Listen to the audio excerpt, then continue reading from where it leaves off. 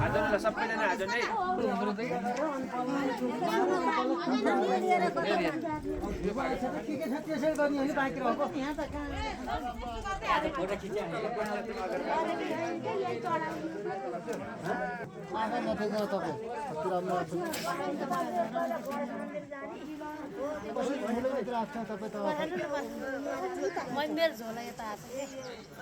झोला बोक्नु जाने कसरी आउँदैन त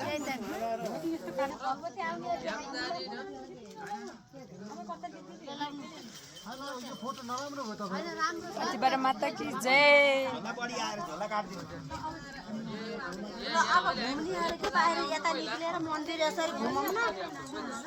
पाँचबारे माता की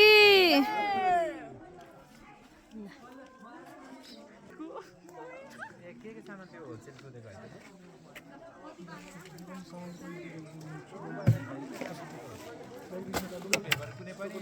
सामान पाउँदैन त्यस्तो नदेऊ